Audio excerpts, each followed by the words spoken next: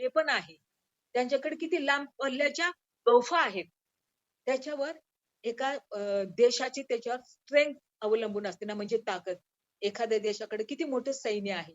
त्या सैन्यावर त्यांची ताकद किंवा शक्ती अवलंबून असते, नाही का? तर त्याद्वारे ते विजय मिळवण्याचा प्रयत्न करतात. परंतु इथं पवित्र शास्त्र काय सांगतं? कोणी रथांची, कोणी घोड्यांची बढाई मारतात, परंतु आम्ही आमचा देव यहोवा याच्या नावाची बढाई मारू. कारण का आमच्याकडे जे आहे, आमच्याकडे पैसा असेल, आमच्याकडे ज्ञान असेल, आमच्याकडे बुद्धी असेल, आमच्याकडे ताकद असेल, आमच्याकडे शक्ती असेल, आमच्याकडं नवीन-नवीन योजना असेल, परंतु त्याच्याही पेक्षा आम्ही कोणाच्या नावाची बढाई मारू? आम्ही आमच्या देवाच्या नावाची आम्ही बढाई मारू. कारण जर आमच्याबरोबर देव नाहीये, तर हे लढाईसाठी घोडे आणि रथ आणि काय भाले हे सगळे काही व्यर्थ आहेत, जर देव आमच्याबरोबर नाहीये. परंतु देव जर आमच्याबरोबर आहे, तर आम्हाला रथांची, घोड्यांची आम्हाला गरज पण पडणार नाही. कारण आमचा देव आमची लढाई लढणारा आहे. नाही का? पवित्र शास्त्रामध्ये आपण बऱ्याच वेळा ऐकतो, की इस्रायलाच्या बाजूने देव लढाई करणारा आहे. जेव्हा देव आमच्या बाजूने लढाई करतो, तेव्हा देव आम्हाला सर्व बाबतीमध्ये विजय देतो. नाही का? जर आम्ही बघितलं अजून याच्यामध्ये जर आम्ही बघितलं आपण वाचूया शास्ते याच्या 7वा अध्यायामध्ये जर आपण जर असं बघितलं, गिदोनाचे सैन्य आणि मिद्यानी लोक. गिदोनाचे सैन्य आणि मिद्यानी लोक नाही का शास्त्री याच्यामध्ये जर आपण बघितलं नाही का, तर त्याच्यामध्ये असं लिहिलं की शास्त्रीयाचा 7वा अध्याय. मग यरुबाबेल म्हणजे गिदोन आणि त्याच्या बरोबरचे सर्व लोक यांनी पहाटेच उठून एन हेरोद येथे तळ दिला. त्यांच्या उत्तरेस मोरे टेकडी खोऱ्यात मिद्यानाची छावणी होती. परमेश्वर गिदोनाला म्हणाला, तुझ्या बरोबर असलेले लोक फारच आहेत. इतक्या लोकांच्या हाती मिद्यानांना द्यावे असे मला वाटत नाही. दिले तर मीच माझ्या मनगटाच्या जोरावर विजय मिळवला आहे अशी खुशालकी माझ्या पुढे इस्रायल मारेल. म्हणजे आमच्याकडे किती रथ आहे, आमच्याकडे किती घोडे आहेत, त्याच्याद्वारे देव आम्हाला विजय देत नाही. जर आमच्याकडे भरपूर घोडे असले, भरपूर रथ असले, भरपूर ताकद असले, पण आमच्याबरोबर देवच नाहीये, नाही का? जर आमच्याबरोबर देवच नाही, आमच्याबरोबर पवित्र आत्माच नाहीये, तर आम्ही विजय मिळवू शकत नाही. आणि म्हणून देव इथं काय सांगतो, की गिदोनाला काय सांगतो, की परमेश्वर गिदोनाला म्हणाला, तुझ्याबरोबर असलेले लोक हे फारच आहेत. आता गिदोनाचे सैन्य मिद्यानी लोकांवर लढाई करायला जाणार आहे, नाही का? परंतु देव त्याला काय म्हणतो, की तुझ्याबरोबर जे लोक आहेत, जे सैन्य आहे, तेवढं खूप मोठे सैन्य आहे. त्याच्याद्वारे मी तुम्हाला विजय देणार नाही. कारण का? जर मी तुम्हाला विजय दिला, तर तुम्हाला असं वाटेल, की आमच्याकडे मोठे सैन्य होतं म्हणून आम्हाला विजय मिळाला. आमच्याकडे तेवढे घोडे होते, आमच्याकडे तेवढी ताकद होती, आमच्या मनगटामध्ये तेवढा जोर होता, म्हणून आम्हाला विजय मिळाला, नाही का? जर तिकडे गिदोनाला जर विजय मिळाला असता, तर तिकडं देवाचं गौरव झालं नसतं. तिकडं देवाचं गौरव झालं नसतं आणि जिकडं देवाचं गौरव होत नाही, तर तिकडं देव कार्य करत नाही. जिकडं देवाचं गौरव होत नाही, तिकडं देव कार्य करत नाही. देव अशा ठिकाणी कार्य करतो, की त्या ठिकाणी देवालाच आम्ही गौरव दिला पाहिजे. देवाचंच नाव आम्ही उंच केलं पाहिजे.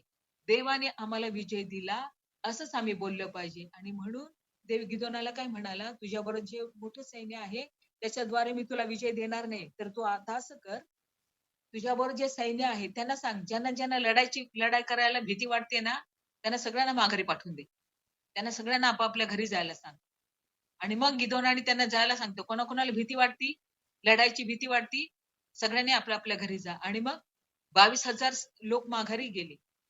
22,000 लोक माघारी गेले आणि 10,000 लोक उरले. आणि देव गिदोनाला म्हणाला, की 10,000 पण पुष्कळ झाले. 10,000कडून मी तुला विजय नाही देणार. आता मी तुला असं सांगतो, की देवाने त्याला सांगितलं, की ह्या सगळ्या लोकांना, उरलेल्या लोकांना तू 10,000 लोकांना तू तळ्यावर घेऊन जा आणि त्यांना तू पाणी प्यायला सांग आणि त्या ठिकाणी तू त्यांची टेस्ट घे. तुझ्या वतीने मी त्यांची टेस्ट घेईल आणि त्यांना तू पाणी प्यायला सांग, आणि कोणी गुडघ्यावर गुडघ्यावर टेकून साठून कुत्र्यासारखं साठून पाणी पितील, त्यांना तू वेगळं कर. आणि दोन्ही हातांनी गुडघ्यावर टेकून दोन्ही हातांनी साठून पाणी पितील, तर त्यांना तू वेगळं कर. आपण बघूया 4थं वचन. मग परमेश्वर गिदोनाला म्हणाला, अजूनही लोक फार आहेत, त्यांना पाणवठ्यावर घेऊन चल, म्हणजे तेथे मी तुझ्या वतीने त्यांना पारखीन. मी तुला सांगेन की अमक्याने तुझ्याबरोबर जावे तर त्याने तुझ्याबरोबर जावे आणि मी तुला सांगेन अमक्याने तुझ्याबरोबर जाऊ नये तर त्याने जाऊ नये. त्याप्रमाणे त्याने लोकांना पाणवठ्यावर नेले. तेव्हा परमेश्वर गिदोनाला म्हणाला, कुत्रा जिभेने पाणी चाटून पितो त्याप्रमाणे जो पाणी पिईल त्याला बाजूला काढ. तसं गुडघे टेकून जो पिईल त्याला बाजूला काढ. जे तोंडाशी हात नेऊन पाणी चाटून प्याले ते 300 भरले. तर कोण कशाप्रमाणे पाणी साठवून पित आहे, तर त्याप्रमाणे त्यांची परीक्षा करण्यात आली. आणि जे तोंडाशी हात नेऊन पाणी साठवून प्याले, तर ते 300 लोक भरले. आणि मग देव काय म्हणाले गिदोनाला, आता तुला ह्या फक्त 300 लोकांकडनं मी तुला विजय देणार. फक्त 300 लोकांकडनं मी तुला विजय देणार आहे. कमीत कमी लोकांकडनं मी तुला विजय देणार आहे. म्हणजे त्या ठिकाणी तुमचं गौरव होणार नाही. तुम्ही स्वतःवर भरोसा ठेवणार नाही, की आमच्या मानगुटीमध्ये ती ताकद होती म्हणून आम्हाला विजय मिळाला. परंतु तुम्ही त्याद्वारे इस्रायलाच्या देवाचं म्हणजे सर्वशक्तिमान देवाचं तुम्ही गौरव कराल. आणि मग नंतर तिकडे जर आम्ही पाहायला गेलं तर 12व्या वचनामध्ये जर आम्ही बघितलं तर त्या खोऱ्यात मिद्यानी, अमालेकी व पूर्वेकडचे लोक टोळधाडीप्रमाणे पसरले होते. त्यांचे उंट समुद्र किनाऱ्यावरील वाळूप्रमाणे अगणित होते. आता 300 लोक गिदोनाचे, फक्त 300 लोक गिदोनाचे आणि मिद्यानी लोकांचे लोक काय सांगितलं की टोळधाडीप्रमाणे पसरले होते. त्यांचे उंट समुद्र किनाऱ्यावरील वाळूप्रमाणे अगणित लोक होते. अगणित लोक होते म्हणजे मोजताच येणार नाही इतके त्यांच्याकडे मोठ्या प्रमाणावर सैन्य आणि उंट आणि लढाऊ सैनिक होते. गिदोन तेथे गेला तेव्हा एक जण आपल्या सोबत्याला आपले स्वप्न सांगत होता. तो म्हणाला, ऐक, मी स्वप्नात पाहिले की सातूची एक भाकर घरंगळत मिद्यानाच्या छावणीत येऊन पडली व तिने डेऱ्याला असा धक्का दिला की तो पडला. तो उलटून पडला व भुईसपाट झाला. त्याच्या सोबत्याने उत्तर दिले, योवाशाचा मुलगा गिदोन, या इस्रायली पुरुषाची ही तरवार होय, दुसरे काही नव्हे. त्याच्या हाती देवाने मिद्यान व त्याचे सर्व सैन्य दिले आहे. ते स्वप्न व त्याचा अर्थ ऐकून गिदोनाने दंडवत घातले. मग तो इस्रायलाच्या छावणीकडे परत येऊन म्हणाला, उठा, कारण परमेश्वराने मिद्यानाचे सैन्य तुमच्या हाती दिले आहे. नाही का? अजून लढाई झाली पण नव्हती. लढाई होणार होती, परंतु तोपर्यंत देवाने त्यांना सांगितलं की संपूर्ण मिद्यानाचे सैन्य मी तुम्हाला दिलेले आहे. सर्व मिद्यानाचे लोक मी तुम्हाला दिलेले आहे. आता उठा आणि लढाई करायला जा. आणि मग त्याच्यानंतर आम्हाला असं बघायला मिळतं की फक्त 300 गिदोनाचे सैन्य, फक्त 300 गिदोनाचे सैन्य आणि मिद्यानी लोकांचे वाळूप्रमाणे अगणित असलेले उंट आणि अगणित असलेले त्यांचे सैन्य, त्यांच्यावर देवाने त्यांना विजय दिला. नाही का? देवाचं वचन आहे, बलानी नव्हे, पराक्रमाने नव्हे, तर माझ्या आत्म्याने कार्यसिद्धी होईल. कारण का? देव स्वतः गिदोनाच्या सैन्याबरोबर देव स्वतः त्यांच्यामध्ये होता. देव स्वतः त्यांच्याशी लढाई करत होता. देव त्यांना मार्गदर्शन करत होता की कशा रीतीने तुम्ही लढाई केली पाहिजे. अगदी थोडक्यात सैनिकाच्या द्वारे देवाने त्यांना विजय दिला. तर ह्याच्यातून आम्ही काय बघतो, ह्याच्यातून आम्ही काय शिकू शकतो, नाही का? तर दुसऱ्या वचनाप्रमाणे शास्त्री याचा 7वा अध्याय 2ऱ्या वचनाप्रमाणे परमेश्वर गिदोनाला म्हणाला, तुझ्या बरोबर असलेले लोक फारच आहेत. इतक्या लोकांच्या हाती मिद्यानांना द्यावे असे मला वाटत नाही. दिले तर मीच माझ्या मनगटाच्या जोरावर विजय मिळवेला अशी खुशारकी माझ्या पुढे इस्रायल मारेल. नाही का? जेव्हा आम्हाला विजय मिळतो, जेव्हा आम्हाला चांगल्या काही गोष्टी मिळतात, जेव्हा आम्ही देवाकडे जे मागतो तेव्हा देव आम्हाला देतो, तेव्हा आम्ही स्वतःची खुशारकी नाही मारली पाहिजे. स्वतःचा मोठेपणा आम्ही नाही केला पाहिजे. मी असं केलं म्हणून मला मिळालं, मी तसं केलं म्हणून मिळालं, मी कष्ट केलं म्हणून मला मिळालं. तर त्या ठिकाणी देवाचं गौरव व्हायला पाहिजे. देवाच्याच नावाला आम्ही सन्मान दिला पाहिजे आणि देवाचंच नाव आम्ही उंच केलं पाहिजे. कारण का? देव जर आमच्या बरोबर नाहीये, तर आम्ही लढाया करू शकत नाही. देव जर आमच्या बरोबर नाहीये, तर आम्ही विजय घेऊ शकत नाही. देव जर आमच्या बरोबर नाहीये, तर आम्ही काहीच करू शकत नाही. आणि म्हणून देवाने देवाचा पवित्र आत्मा आम्हाला दिलेला आहे, की पवित्र आत्म्याच्या द्वारेच आम्ही विजय घेऊ शकतो आणि सगळ्या गोष्टी तर आम्ही पार पडू शकतो, नाही का? आणि अजून एक जर आम्ही उदाहरण जर बघितलं, उदाहरण बघितलं तर दुसरे शमूएल याचा 24वा अध्याय, दुसरे शमूएल याचा 24वा अध्यायामध्ये पण आम्हाला असं वाचायला मिळतं की इस्रायल आणि यहुदा राष्ट्रातील लोकांची दावीद शिरगंती करतो, नाही का? आणि मग दाविदाने त्याच्या एका सेवकाला सांगितलं की आपल्या देशामध्ये किती लोक आहेत की त्यांची तू गणती कर. आपल्या देशामध्ये किती लोक आहेत त्यांची गणती कर. म्हणजे दाविदाला माहिती पाहिजे होतं की माझ्या देशामध्ये किती लोक आहेत, किती लढाया करणारे लोक आहेत, किती योद्धे आहेत, नाही का? आता दावीद हे विसरला जेवढ्या दावीद एक चांगला लढाई करणारा होता. कदाचित त्याने हे गोष्ट विसरला असेल की जी पण मी लढाया केलेल्या आहे, तर माझ्या या सगळ्या लढाईमध्ये देवाने मला विजय दिलेला आहे. मी तर काहीच करू शकले नाही, देवाने मला विजय दिलेला आहे. परंतु त्याने त्याच्या एका सेवकाला सांगितलं की इस्रायल लोकांमध्ये किती संपूर्ण इस्रायलमध्ये किती लोक आहेत, तर ते तू जाऊन मोजणी कर. आणि ज्या सेवकाला त्यांनी सांगितलं, तर त्या सेवकाची काही इच्छा नव्हती की मोजायला पाहिजे. आपण वाचूया दुसरे शमूएल याचा 24वा अध्याय. परमेश्वराचा कोप इस्रायलावर पुनरुत्थित झाला आणि इस्रायल व यहुदा यांची गणती करण्याची प्रेरणा देवाने त्यांच्या विरुद्ध दाविदास केली. त्यावेळी राजाबरोबर सेनापती यवाब होता. त्यास त्याने सांगितले की दानापासून पर्यंतच्या सर्व इस्रायल वंशामध्ये फिरून तुम्ही लोकांची मोजदाद करा, म्हणजे त्यांची संख्या मला कळेल. यवाब राजाच म्हणाला, आपले लोक कितीही असोत, आपला देव परमेश्वर त्यास शतगुणित करो. आणि माझे स्वामी राजे आपल्या डोळ्यांनी जे जे पाहतो, पण माझ्या स्वामी राजास ही हौस का वाटावी? तथापि राजाच्या म्हणण्याप्रमाणे येवाब व सैन्याचे सरदार यांचे काही चालेना. आणि येवाब व सैन्याचे सरदार राजापुढून इस्रायल प्रजेची मोजदाद करण्यास निघून गेले. नाही का? येवाबाला राजाने सांगितले की आपल्या देशामध्ये किती लोक आहेत, जा आणि मोज. त्याची काही इच्छा नव्हती. त्याला पण प्रश्नचिन्ह होता की राजाच्या मनामध्ये का असं आलं, का त्यांनी सांगितलं. पण तरी पण आता राजाची आज्ञा होती ना, राजाची आज्ञा मोडू शकत नाही. आणि म्हणून तो लोकांची मोजदाद करायला गेला. त्यांनी यार्देने पलीकडे जाऊन गादातील खोऱ्याच्या मध्यभागी असलेल्या अरोएर नगराचे दक्षिणे डेरे दिले. तेथून ते याजेराकडे गेले.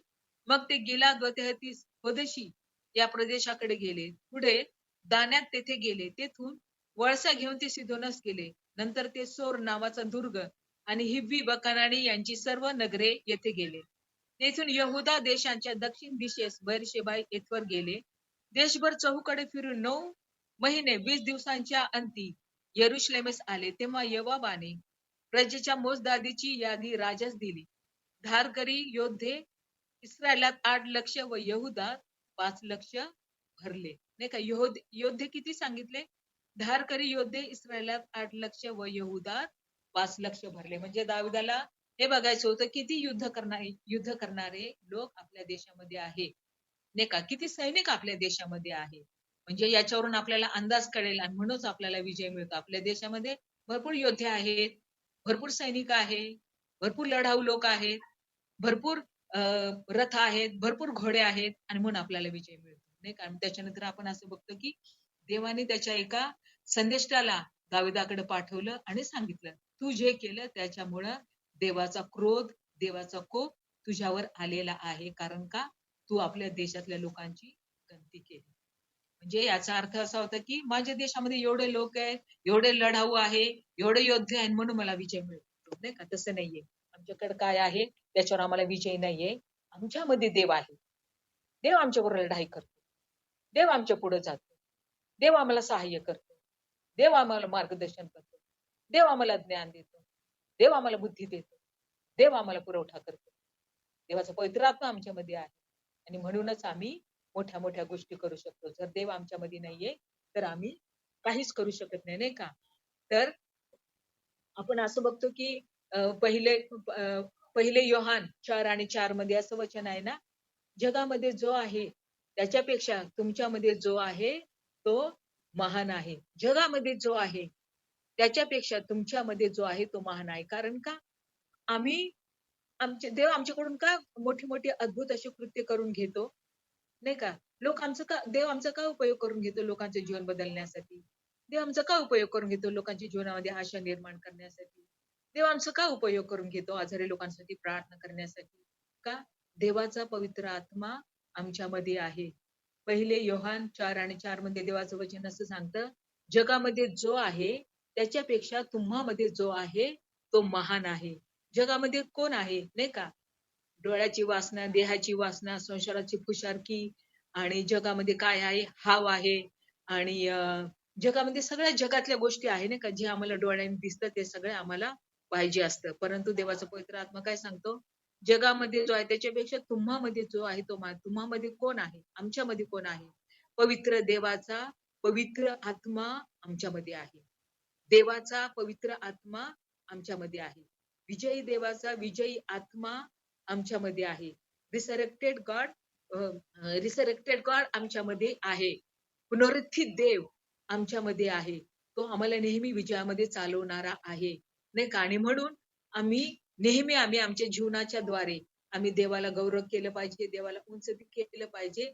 आम्ही आमच्या स्वतःच्या ताकदीने, बलामध्ये, पराक्रमाने आम्ही काहीच करू शकत नाही. म्हणून देवाचं वचन आहे, बलाने नव्हे, पराक्रमाने नव्हे, तर माझ्या आत्म्याने कार्य सिद्ध होईल. नाही का? तर आपण ते वचन वाचूया. पहिले योहान 4 आणि 4. पहिले योहान 4 आणि 4. मुलांनो, तुम्ही देवाचे आहात आणि त्यांच्यावर तुम्ही जय मिळवला आहे. कारण जगात जो आहे त्याच्यापेक्षा तुम्हात जो आहे तो मोठा आहे. आमच्यामध्ये पुनरुत्थित ख्रिस्त आहे. आमच्यामध्ये पुनरुत्थित ख्रिस्त आहे आणि म्हणून देवाचं वचन सांगतं तुमच्यामध्ये जो आहे तो मोठा आहे. आम्हा प्रत्येकाच्या जीवनामध्ये देवाचा पवित्र आत्मा आहे. कधी-कधी आम्ही बऱ्याच वेळा जगातल्या लोकांकडे बघतो, नाही का? आणि त्यांच्याबरोबर आम्ही आमच्या स्वतःची तुलना करतो. नाही का? दुसऱ्या लोकांबरोबर आम्ही आमची तुलना करतो आणि चांगल्या शिकलेल्या लोकांबरोबर आम्ही आमची तुलना करतो. आमच्या डोळ्याला जे काही दिसतं त्याच्याबरोबर आम्ही आमच्या जीवनाची तुलना करतो. परंतु त्यांच्या आम्ही दुसऱ्या लोकांबरोबर आम्ही आमची तुलना करू शकत नाही. कारण त्यांच्यामध्ये देवाचा पवित्र आत्मा नाहीये, परंतु आमच्यामध्ये देवाचा पवित्र आत्मा आहे. कधी-कधी आम्हाला असं वाटतं त्यांच्याकडे चांगली पोझिशन आहे. त्यांना भरपूर पगाराची नोकरी आहे. त्यांच्याकडे चांगलं एज्युकेशन आहे. त्यांच्याकडे पुष्कळ काही गोष्टी आहे. परंतु त्यांच्याकडे जे आहे, परंतु त्यांच्याकडे पवित्र आत्मा नाही. तर आमच्याकडे देवाचा पवित्र आत्मा आहे. आणि म्हणून देव आम्हाला सांगतो, की बलाने नव्हे, पराक्रमाने नव्हे, तर माझ्या आत्म्याने कार्य सिद्ध होईल. जे पण आम्हाला ज्या गोष्टींची गरज आहे, देवाचा पवित्र आत्मा आम्हाला जय देणारा आहे, विजय देणारा आहे. तो नेहमी आम्हाला, देवाचा पवित्र आत्मा आम्हाला नेहमी सर्वदा विजयाकडून विजयाकडे घेऊन जाणारा आहे. तो पुनरुत्थित ख्रिस्त आहे, नाही का? जर ह्याच्या विषयात बघितलं, शद्रक, मेषक, अबेदनगो यांच्या पण विषयामध्ये जर आम्ही बघितलं, नाही का? त्यांना जळत्या अग्नीच्या भट्टीमध्ये टाकलं आणि बाकी सगळे नबुकद्रेसर राजा ते चांगला आपल्या सिंहासनावर बसला. त्यांचे सगळे मंत्री, त्यांचे सगळे अधिकारी लोक बसले. आता शद्रक, मेषक, अबेदनगो आता ह्याचं काय होतं ते बघायला ते थांबले. आता त्यांना वाटलं की ते बरंच काही होईल. जळतील, भस्म होतील, राख होतील, नाही का? असं त्यांचा अंदाज होता. परंतु आपण काय बघतो की शद्रक, मेषक, अबेदनगो यांच्या बरोबर राजा काय बघतो, चौथी कोणीतरी व्यक्ती आहे आणि त्या व्यक्तीचं रूप तर देवाच्या पुत्रासारखं आहे. आणि मग त्याला समजलं की अरे, ह्यांचा देव शद्रक, मेषक, अबेदनगो ह्यांचा देव हे परात्पर देवाचे पुत्र आहेत. हे परात्पर देवाचे लोक आहेत. आणि मग त्याच्यानंतर त्याने त्याच्या राजाला सांगितलं, आजपासून सगळ्यांनी शद्रक, मेषक, अबेदनगो यांच्या देवांची उपासना करायची, नाही का? आणि जर शद्रक, मेषक, अबेदनगो यांनी जर नबुकद्रेसर राजाच्या मूर्तीला जर नमन केलं असतं, तर त्यांनी थोडंसं कॉम्प्रोमाइज केलं असतं. चला जाऊ दे, 1 महिना तर सांगितलं ना, 30 दिवस तर सांगितलं नाही का, राजाच्या त्या सुवर्ण मूर्तीला नमन करायचं. चला हे करूया, नंतर तर आपण आपल्याच देवाला नमन करणार आहे. नंतर आपण आपल्या देवाची प्रार्थना करणार आहे 30 दिवसाच्या नंतर. चला राजाचा हुकूम आहे ना, आता काय करायचं? राजाचा हुकूम आहे, चला 30 दिवस आपण तसं करूया. त्यांनी कॉम्प्रोमाइज नाही केलं नाही का. ते राजाला काय म्हणाले, "राजा तुझ्या मूर्तीला नमन करायचं आम्हाला काही प्रयोजन नाहीये. आमचा देव आम्हाला वाचवल आणि नाही जरी वाचवलं तर त्या मूर्तीला आम्ही नमन करणारच नाही." ते स्वतः जीवावर उदार झाले. राजाची राजाची त्यांनी आज्ञा मानली नाही, नाही का? राजाची आज्ञा त्यांनी मानली नाही. परंतु ते देवासाठी अग्नीच्या भट्टीमध्ये जायला तयार झाले. देवासाठी दुःख सहन करायला तयार झाले. देवासाठी मरायला तयार झाले. नाही का? जेव्हा आम्ही देवासाठी दुःख सहन करायला तयार होतो, मरायला तयार होतो, तेव्हा देव आमच्या संगती असतो. त्या जळत्या अग्नीच्या भट्टीमध्ये देव शद्रक, मेषक, अबेदनगो ह्यांच्याबरोबर राहून देवानी त्यांचं संरक्षण केलं. त्यांच्या केसाला धक्का लागला नाही, कपड्याला पण धक्का लागला नाही आणि जळायचा वास पण आला नाही. आणि मग नबुकद्रेसर राजाला समजलं, हे परात्पर देवाचे लेकरं आहेत, परात्पर देवाचे पुत्र आहेत. कारण का? त्यांच्यामध्ये देवाचा पवित्र आत्मा त्यांच्यामध्ये काम करत होता. आणि म्हणून ते एवढं धाडसाने बोलले. म्हणून ते एवढं धैर्याने बोलले, की नबुकद्रेसर राजा, तुझ्या मूर्तीला आम्ही नमन नाही करणार. तेवढं धैर्य पण त्यांच्यामध्ये होतं. आणि मग नबुकदनेस्सर राजाला समजलं नाही का, अरे ह्यांचा देव जिवंत देव आहे. आणि मग त्यांनी पण त्यांच्या इस्रायलाच्या देवाला त्यांनी नमन केलं. का? त्यांच्यामध्ये देवाचा पवित्र आत्मा होता. दानिएलच्या विषयात जर आम्ही बघितलं, नाही का, दानिएलला पण त्या काळामध्ये पण काय राजाने आज्ञा केली होती, की 30 दिवस फक्त त्या नबुकदनेस्सर राजाची प्रार्थना करायची, बाकी दुसऱ्या कुठल्याही देवाची प्रार्थना करायची नाही. परंतु दानिएल त्याचं नेहमीच प्रार्थनेचं रुटीन होतं. दिवसातून 3 वेळा गुडघे टेकून प्रार्थना करायची. त्याने काय राजाच्या या आज्ञेला त्याने काही जुमानलं नाही. नाही का? त्याच्यामुळे त्याला सिंहाच्या गुहेमध्ये जावं लागलं. सिंहाच्या गुहेमध्ये तो होता.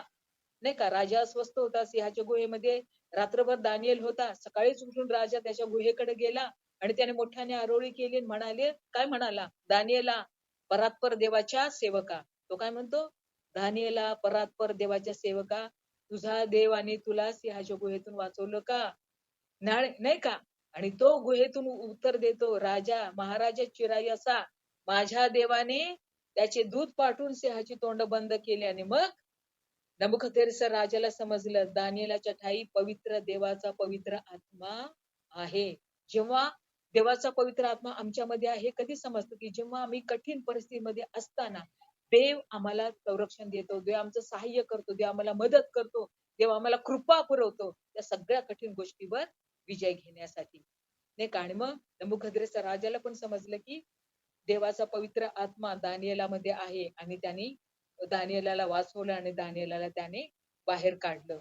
म्हणून देवाचं वचन आमच्यासाठी किती देवाचं प्रत्येक वचन आमच्या जीवनामध्ये किती अद्भुत रीतीने काम करतं. म्हणून देवाच्या पवित्र आत्म्याला आमच्या जीवनामध्ये जेव्हा आम्ही प्रथम स्थान देतो, देवाला आम्ही प्रथम स्थान देतो, देवाच्या वचनाला आपण प्रथम स्थान देतो, काही करण्यापूर्वी, नाही का, तर देव आम्हाला सगळ्या त्रासातून, कठीण गोष्टीतून, कठीण समस्येतून देव आम्हाला सोडवतो, वाचवतो आणि त्या सगळ्यांवर आम्हाला देव विजय देतो. म्हणून एक आज पण मी एक ऑनलाईन मी एक देवाचं वचन जेव्हा मी ऐकत होते, तेव्हा एक देवाचा सेवक हेच सांगत होता, की देवाचं वचन त्याच्याशी पण ह्याच वचनाच्या द्वारे बोलला, बलाने नव्हे, पराक्रमाने नव्हे, तर माझ्या आत्म्याद्वारे, म्हणजे देवाच्या पवित्र आत्म्याच्या द्वारे कार्यसिद्ध होईल. आणि म्हणून देवाची इच्छा नाही, की आम्ही काहीही गोष्ट करण्यासाठी, कुठली पण गोष्ट करण्यासाठी आम्ही स्वतःच्या शक्तीवर, स्वतःच्या प्रयत्नावर, स्वतःच्या ताकदीवर, आमच्या कुटुंबातल्या लोकांवर, आमच्या मित्रमंडळींवर, आमच्या सहकाऱ्यांवर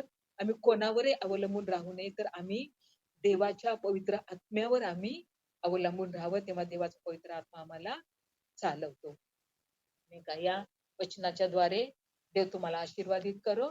आणि विश्वास आहे, की हे वचन तुम्ही विश्वासाने ऐकलेलं आहे. बलाने नव्हे, पराक्रमाने नव्हे, तर माझ्या आत्म्याच्या द्वारे कार्यसिद्ध होईल. तर देवाचा पवित्र आत्मा तुम्हा सगळ्यांना चालवो आणि देवाचा पवित्र आत्मा तुम्हा सगळ्यांना स्वर्गीय ज्ञान, बुद्धी, सामर्थ्य देवो. धन्यवाद या वचनासाठी. जर आता कोणाला देवाचं आता हा तुमचा वेळ आहे. जर कोणाला वचन सांगायचं आहे किंवा जर देवाच्या गौरवासाठी गाणं गायचं आहे किंवा देवाच्या गौरवासाठी साक्ष द्यायची असेल, तर तुम्ही तुमचा वेळ घेऊ शकता. साक्षीच्या द्वारे आपण एकमेकांना उत्तेजन देऊ, त्याद्वारे देवाचा गौरव होईल. धन्यवाद या वचनासाठी. Press Lord. प्रभूच्या नावाला धन्यवाद देतोय. सुंदर संधी सिल्वाता यांनी दिले. एक गीत गाऊ इच्छितो देवाच्या गौरवासाठी.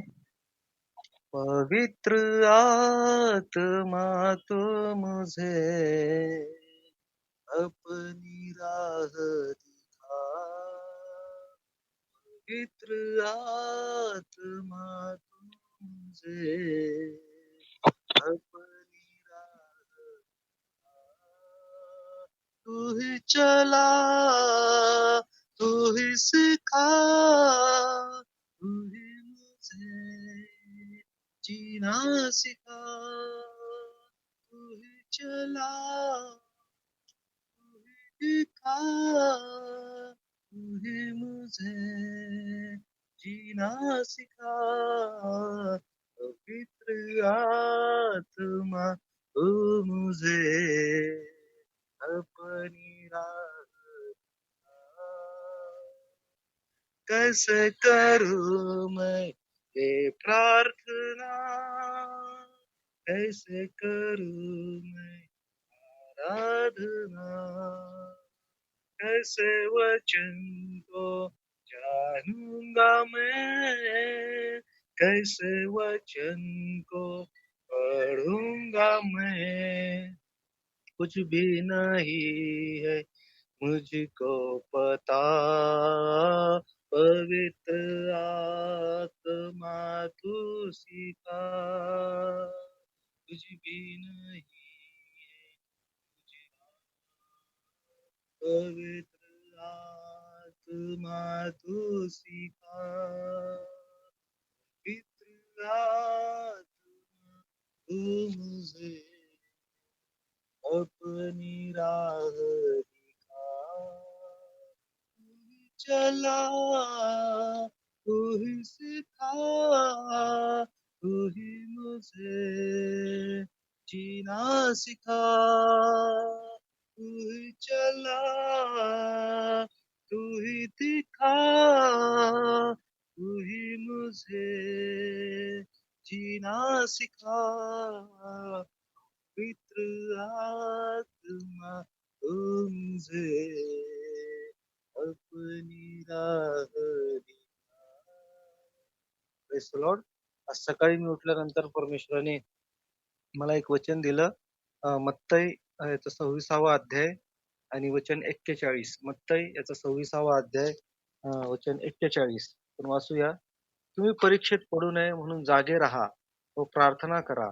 आत्मा उत्सुक आहे खरा, पण देह अशक्त आहे.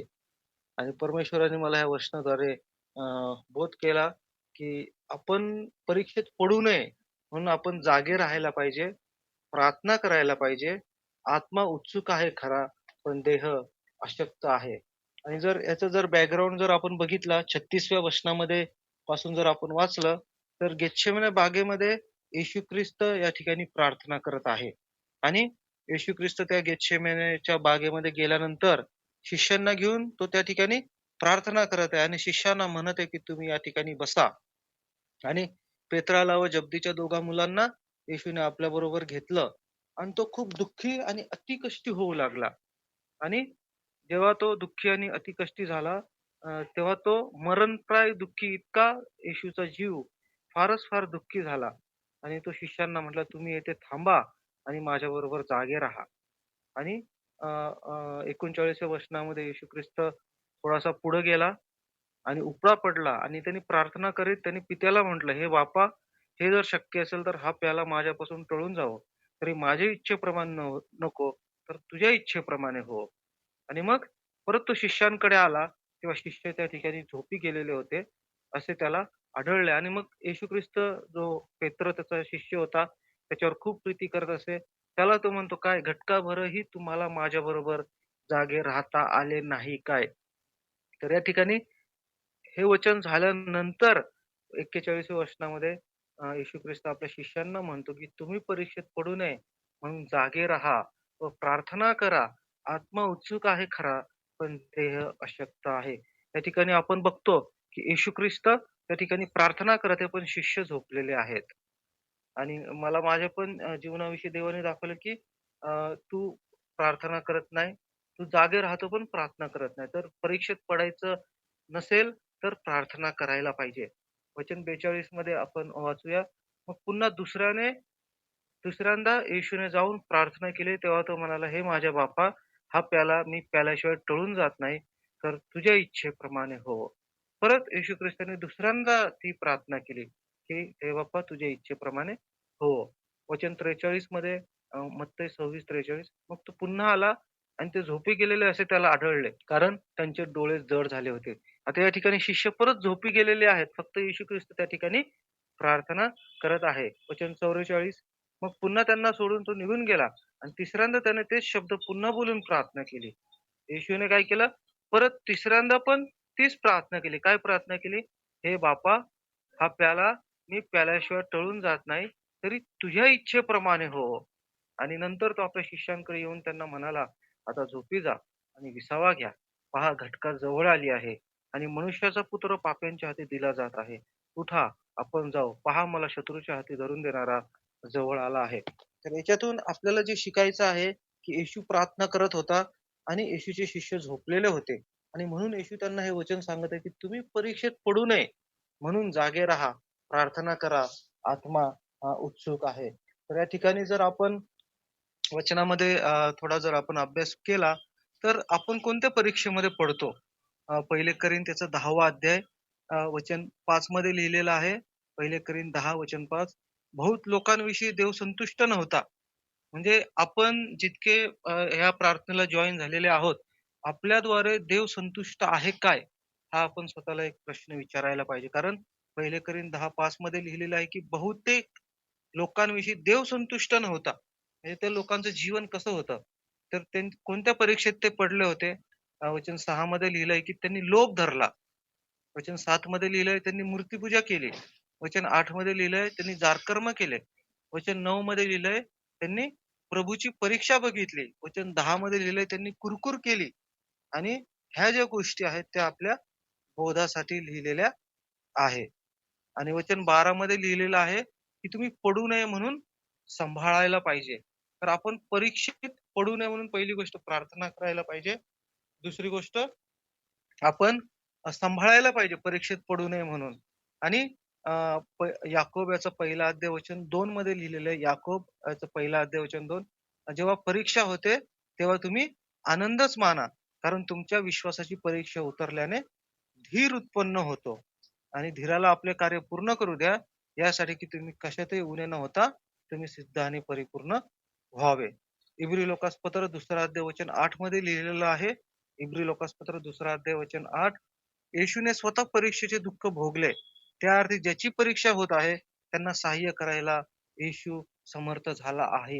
म्हणजे आपण ज्या परीक्षेतून जातो, ह्या प्रत्येक परीक्षेतून येशू गेलेला आहे. त्याच्यामुळे येशू ह्या परीक्षेमध्ये आपलं सहाय्य करायला समर्थ आहे. योहान याचा 2 अध्याय वचन 25 मध्ये लिहिलेलं आहे. योहान 2:25. आणखी मनुष्याविषयी कोणी साक्ष द्यावी याची येशूला गरज नव्हती. कारण मनुष्यात काय आहे याचे ज्ञान येशूला स्वतः होते. स्तोत्रसंहिता 95वा अध्याय वचन 9 मध्ये लिहिलेलं आहे. स्तोत्रसंहिता 95 वचन 9. तेव्हा तुमच्या वडिलांनी माझी परीक्षा पाहिली, मला पारखले, माझी कृती पाहिली. म्हणजे इस्रायल लोकांनी काय केलं, की परमेश्वराची परीक्षा पाहिली, परमेश्वराला पारखले, परमेश्वराची कृती पाहिली. वचन 10 मध्ये लिहिलेलं आहे, 40 वर्ष त्या पिढीचा मला कंटाळा आला. देव म्हणतो, की 40 वर्ष मी त्या पिढीला कंटाळलो. मी म्हणालो, हे भ्रांत मनाचे लोक आहेत. त्यांनी माझे मार्ग जाणले नाहीत. आणि वचन 11 मध्ये परमेश्वर म्हणतो, म्हणून मी रागाने शपथ वाहून म्हटले, हे माझ्या विश्रामस्थानी निश्चय यावयाचे नाहीत. तर आपल्याला परीक्षेमध्ये आपण प्रार्थना करायला पाहिजे. जागृत राहून आपण प्रार्थना करायला पाहिजे. अनुवाद याचा 8वा अध्याय अनुवाद याचा 8वा अध्याय वचन 2 मध्ये लिहिलेलं आहे. अनुवाद अध्याय 8 वचन 2. देवाने तुला लीन करावे आणि तुझ्या मनात काय आहे व तू त्याच्या आज्ञा पाळशील की नाही याची कसोटी पाहावी म्हणून. म्हणजे जी परीक्षा आहे आपल्या जीवनामध्ये, त्या परीक्षेमध्ये आपण नम्र व्हावं म्हणून देव आपल्या जीवनामध्ये जी परीक्षा आहे ती पाठवतो. अनुवाद 8वा अध्याय वचन 3 मध्ये लिहिलेलं आहे. देवाने तुला लीन केले, तुझी उपासमार होऊ दिली आणि माननाने पोषण केले, यासाठी की मनुष्य केवळ भाकरीने नव्हे तर परमेश्वराच्या मुखातून निघणाऱ्या प्रत्येक वचनाने वाचेल, हे तुझ्या प्रत्ययास आणून द्यावे. तर वचन 3 मध्ये लिहिलंय अनुवाद 8:3. देवाने तुला लीन केले आणि तुझी उपासमार होऊ दिली. उपासमार म्हणजे भाकरीची उपासमार नाही, अन्नाची उपासमार नाही, तर देवाच्या वचनाची उपासमार होऊ दिली. कारण अ, अ, माननाने पोषण केले, यासाठी की मनुष्य केवळ भाकरीने नव्हे तर परमेश्वराच्या मुखातून निघणाऱ्या प्रत्येक वचनाने वाचेल. आज आपल्या जीवनामध्ये जीवन का नाहीये? आज आपण वाचत का नाहीये? कारण आपल्यामध्ये देवाचं वचन नाहीये. म्हणून आज आपण उपाशी आहोत. आज आपली उपासमार होत आहे. तर म्हणून देव आपल्याला नम्र करू इच्छितो जे परीक्षेमध्ये. आणि वचन 10 मध्ये लिहिलेलं आहे. अनुवाद 8वा अध्याय वचन 10 मध्ये तुम्ही देवाला विसरू नये. वचन 14 मध्ये लिहिलेलं आहे. अनुवाद 8:14. तुम्ही देवाला विसरू नये म्हणून तुम्ही स्वतःला सांभाळायला पाहिजे. आणि वचन 16 मध्ये लिहिलेलं आहे, की तुला लीन करावे व कसोटीस लावून अखेरीस तुझे कल्याण करावे. म्हणून परमेश्वर आपल्या जीवनामध्ये आपल्याला परीक्षेतून परमेश्वर आपल्याला पाठवू इच्छितो. अनुवाद 8वा अध्याय वचन 16. तुला लीन करावे व कसोटीस लावून अखेरीस तुझे कल्याण करावे. म्हणजे परीक्षेत परमेश्वर आपल्याला घेऊन जातो अशासाठी की आपलं कल्याण व्हावं. आणि वचन 19 मध्ये लिहिलेलं आहे, की जर तू देवाला विसरशील, तर तुझा नाश होईल. आणि अनुवाद 8:20 मध्ये लिहिलेलं आहे, जर तू परमेश्वराची वाणी ऐकणार नाहीस, तर तू नाश पावशील. हे वचन परमेश्वराने आज सकाळी मला परमेश्वराने दिलं. मी परत एकदा वाचू इच्छितो मत्ती 26 आणि 41. तुम्ही परीक्षेत पडू नये म्हणून जागृत राहा, प्रार्थना करा. आत्मा उत्सुक आहे, तरी देह अशक्त आहे. म्हणून आज आपल्याला एक निर्णय घ्यायचा आहे, की आपण प्रार्थना करायला पाहिजे. कशासाठी? की परीक्षेत पडू नये. कोणती परीक्षा? झोपेची परीक्षा. इथं शिष्य झोपले होते आणि येशू ख्रिस्त त्या ठिकाणी प्रार्थना करत होता. तर आपल्याला प्रार्थनेमध्ये आपल्याला झोप लागू नये. प्रार्थनेमध्ये आपण झोपेच्या अवस्थेत होऊ नये. 3 वेळा येशू ख्रिस्त त्या ठिकाणी शिष्यांना पाहतो, की तिन्ही वेळा शिष्य काय झोपलेले आहेत. आपण पण आपल्या आयुष्यामध्ये कदाचित आपली अशी गुंगी की अवस्था असेल, झोपेची अवस्था असेल, तर आज आपल्या प्रत्येकाला हा संदेश परमेश्वर आपल्याला देत आहे, की तुम्ही परीक्षेत पडू नये म्हणून जागे राहा, प्रार्थना करा. आत्मा उत्सुक आहे, पण देह अशक्त आहे. देवप्पानी हे सुंदर गीत आणि हे वचन दिलं त्याबद्दल सगळं गौरव, महिमा प्रभू येशू ख्रिस्ताच्या नावाला देतो. Thank you. Praise the Lord. Thank you Paul thank you very much Paul. खरोखर अतिशय सुंदर गाणं गायलेलं आहे ते पवित्र आत्म्याच्या विषयात. आणि जे पण आज सकाळी देव तुझ्याशी बोलला की जागृत राहून प्रार्थना करा. आत्मा उत्सुक आहे खरा, परंतु देह अशक्त आहे. नाही का, आपण सगळेजण आपल्या जीवनाच्या वैयक्तिक जीवनामध्ये या परिस्थितीतून आपण जात असतो. रोज आपण जातो. खूप आपल्याला इच्छा असते प्रार्थना करण्याची. परंतु कधी-कधी बऱ्याच वेळा आपल्याला कंटाळा येतो, झोप आलेली असते किंवा पुष्कळ काही समस्या असतात. त्याच्यामुळे आपण बऱ्याच वेळा प्रार्थना करण्याचा आपण टाळतो नाही का, किंवा पुढे-पुढे आपण ढकलत ढकलत राहतो. परंतु हे असे शेवटचे दिवस आहे, की आम्हाला आत्म्यामध्ये जागृत राहून आम्ही प्रार्थना केली पाहिजे. आम्ही स्वतः जर आम्ही आत्म्यामध्ये जागृत राहून प्रार्थना केली, तर आम्ही आमच्या कुटुंबाला जागृत ठेवू शकतो. तर आम्ही दुसऱ्या लोकांना आम्ही जागृत ठेवू शकतो. तर आम्ही परीक्षेतून आम्ही जर वाचू शकतो नाही का. म्हणून प्रार्थना ही आमच्या जीवनामध्ये अतिशय महत्त्वाची अशी गोष्ट आहे. प्रार्थनेशिवाय आम्ही काहीच करू शकत नाही. प्रार्थना जर नाहीये, तर आमचं जीवन शून्य आहे. नाही का. आणि प्रार्थनेद्वारे देव आपल्याला पुष्कळ काही कृपा देतो, शक्ती देतो, सामर्थ्य देतो. आणि अनुवादाच्या पुस्तकातून पण देव बराच काही पॉलशी बोललेला आहे. त्या सगळ्या गोष्टीसाठी देवाचे उपकार मानते, देवाच्या नावाला धन्यवाद देते. सुंदरसं वचन पॉलनी सांगितलेलं आहे. देवाच्या वचनातून मार्गदर्शन केलं आणि आम्हाला उत्तेजन दिलं. त्यासाठी देवाचे उपकार मानते, देवाला धन्यवाद देते. God bless you. Hello, praise the Lord. आवाज येतोय माझा? हो, येतो येतो. मी एक छोटीशी गोष्ट सांगते. त्या गोष्टीद्वारे आपण म्हणजे आम्हाला जे शिकवले ना 7 दिवसामध्ये गोष्टीद्वारे आपण प्रभूची सुवार्ता कसं सांगू शकतो नवीन लोकांना. ती गोष्ट ऐकली पण असाल तुम्ही अगोदर. म्हणजे पण ते उत्तेजित केलं त्या गोष्टी सांगण्यासाठी. आणि माझ्या दररोज जीवनामध्ये पण ती गोष्ट उपयोगी पडत असते, कारण नवीन नवीन लोक भेटतात सुवार्ता सांगण्यासाठी. एक वृद्ध मनुष्य असतो, तो सकाळ सकाळी फिरायला जात असतो. फिरायला जात असताना त्याला अचानक पक्ष्यांचा आवाज येतो, आरडाओरड. म्हणजे असे पक्षी की दुःखात आहेत. पक्षी आनंदात असल्यावर आवाज वेगळा येतो आणि दुःखात असल्यानंतर वेगळा आवाज येतो. आपण ते ऐकले पण आहे. पण पक्षी त्या वृद्ध मनुष्याला असं म्हणजे पांडीच्या कडेला एक खड्डा होता, त्या खड्ड्याच्या कडेला एक लहान मुलगा ते पक्षी एका पिंजऱ्यामध्ये घेऊन ते खूप काठीने त्या पक्ष्याला खूप त्रास देत होता तो मुलगा. ते पक्षी खूप असे विवळत होते, खूप त्रास होत होता त्यांच्या पंखांना, वेदना होत होत्या.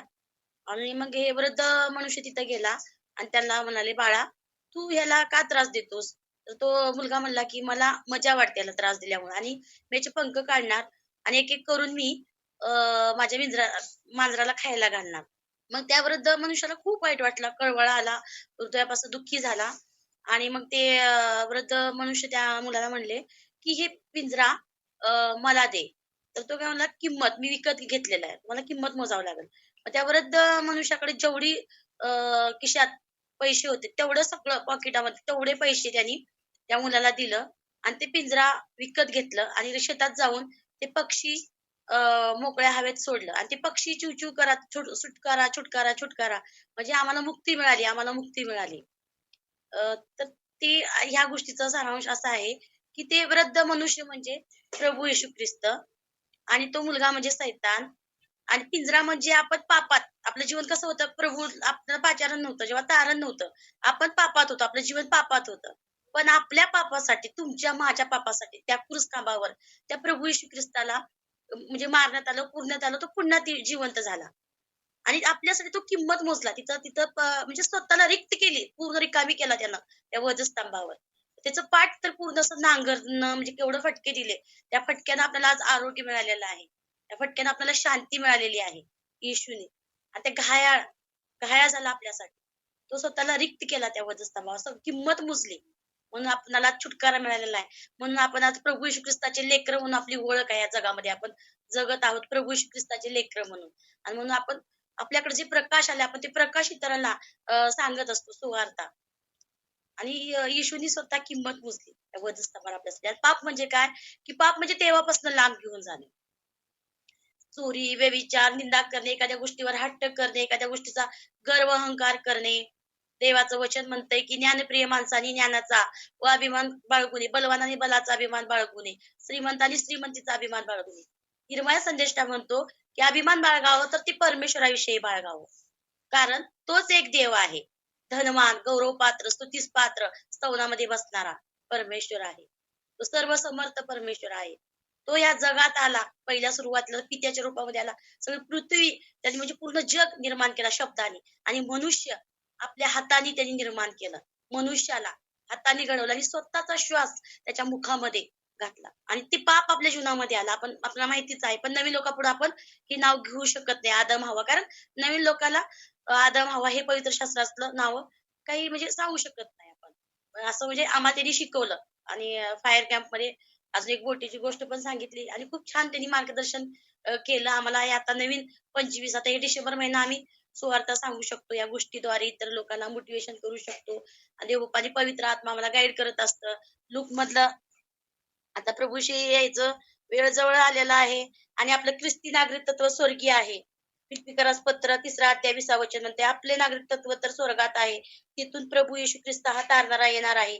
त्याची आपण वाट पाहत आहोत.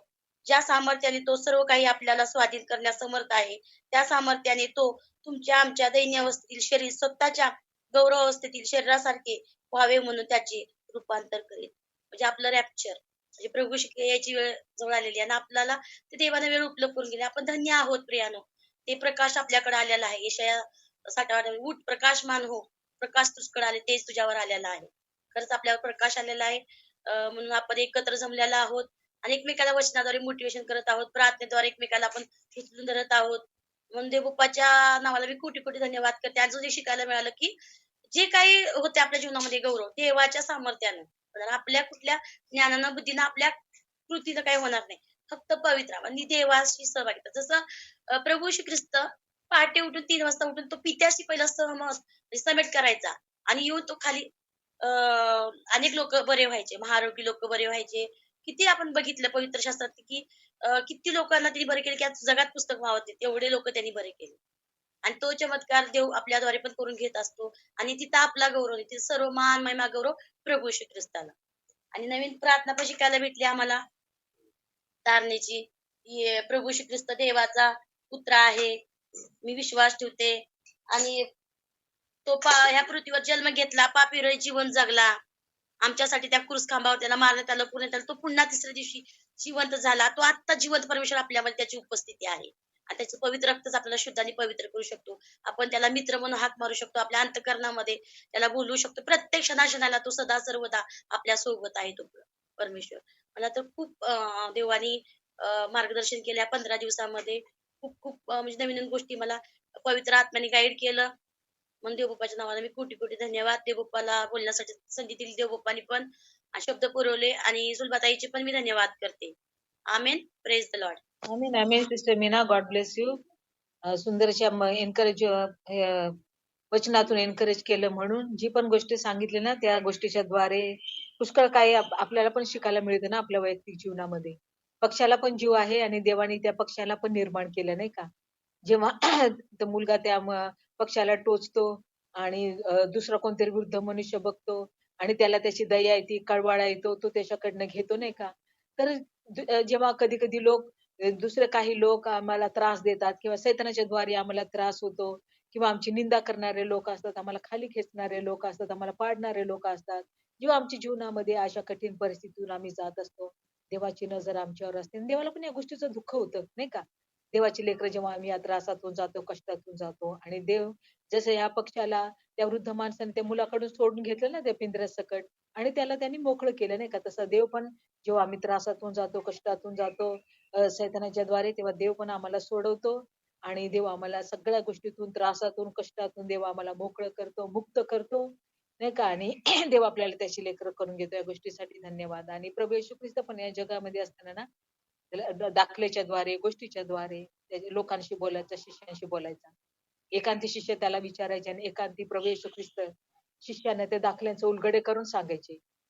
आणि त्याद्वारे अशाद्वारे प्रभू येशू ख्रिस्त लोकांची भेट घेत होता. हे काय याच्या वचनाच्या द्वारे धन्यवाद. पुष्कळ काय तुम्ही वचनातून सांगितलं त्यासाठी thank you very much. God bless you. देवाला धन्यवाद देते, देवाचे आभार मानते. जसं मीनानं सुवार्ताचं उदाहरण सांगितलं पक्षाच्या यातनं, तर आम्हाला सुवार्ता आपल्याला ज्यांना येशू ख्रिस्त माहित नाही अशासाठी आपल्या हे आत्मे देवाकडे आणण्यासाठी देव बाप्पानं तिच्याही जीवनात कार्य केलं, माझ्याही जीवनात कार्य केलं आणि आम्ही खूप आत्म्यानं भरून तिथून आलो. की फायर कॅम्प होतं आणि फायर कॅम्प मधनं गोष्टीच्या स्वरूपात, सुरुवातीला गोष्टीच्या स्वरूपात, आता हा डिसेंबर महिना आहे आणि डिसेंबर महिन्यामध्ये आपल्याला ख्रिस्त उत्सवाचा हा महिना आहे आणि त्यामध्ये नाताळ येतोय आणि त्यामध्ये आपण त्या गोष्टी सांगू शकतो आणि नवीन आत्मे आपल्या प्रभूकडे आणू शकतो. ते कशा स्वरूपात? तर मी एक गोष्ट सांगते. एक मुलगा होता आणि त्या मुलाला छंद होता की नाव नाव बनवायचे, छोट्या छोट्या बोटी बनवायच्या, नावे बनवायची आणि होडी बनवायची, असं त्याला छंद होता.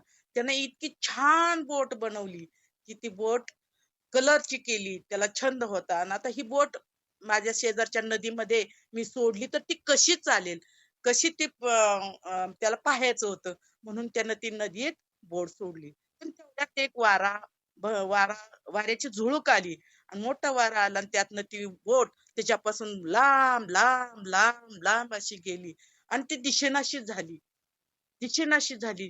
त्याने इतकी सुंदर बनवलेली बोट त्याच्यापासून दूर गेली. असंच आपल्या प्रभूच्या ह्याच्यातनं आज देवापासून बरेचसे आत्मे दूर जातात, देवाकडे धावत धावत पहिल्यांदा येतात आणि परत त्यांच्यात संकट, समस्या, अडचणी आल्या की ते देवापासून दूर जातात.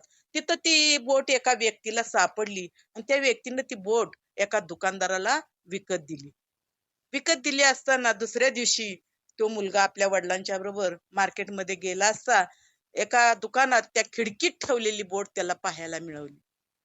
तो रडला, खूप रडला. म्हणजे माझी बोट मी बनवली होती आणि माझ्यापासून दूर गेली. असाच आपला प्रभू आपल्यापासून जर त्याच्यापासून आत्मे दूर गेले, नाश पावले, तर आपला प्रभू सुद्धा रडतो. ह्या ठिकाणी पहा की ह्या ठिकाणी पाहताय तो म्हणतोय मी बनवलेली बाबा ही बोट आहे, माझीच आहे ही बोट, मलाच पाहिजे, मी घेणार. त्या दुकानदाराला बोलतो माझी बोट मी बनवलेली आहे, ती मला द्या, द्या मला. असं म्हणत असताना त्या दुकानदार म्हणतो की मी ही विकत घेतलेली आहे, मी विकत एका व्यक्तीकडून घेतलेली आहे, तुला सुद्धा ती विकत घ्यावी लागेल. तो चिंता काळजीत पडला. परत तो त्याच्या मनामध्ये विचार आले, चला आपण कष्ट करूया. मग तो कष्ट करू लागला आणि आई वडिलांच्या कामामध्ये पण मदत करू लागला. आई वडिलांना असं वाटलं की हा मुलगा माझा इतका तांब्या भरून साधा देणारा नाही आणि असं याच्यात मध्ये बदल कुठून आला. परमेश्वराच्या चरणाजवळ आल्यानंतर देव किती बदल करतो बघा. आणि ह्या ठिकाणी देवानं त्याला कामात मदत केल्यानंतर आई वडिलांना एक विचार करू लागले, तू एवढं असं का करतोयस, तुला काय पाहिजे?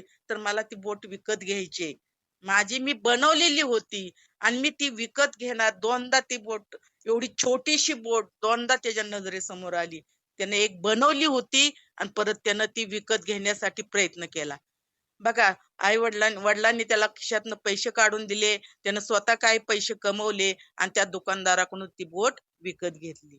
विकत घेतल्यानंतर त्याला आनंद झाला, मी दोनदा ह्या बोटीला मी बनवलं आणि ती माझ्यापासून दूर गेली होती, परंतु त्या दुकानदाराकडून परत मी विकत मिळवली.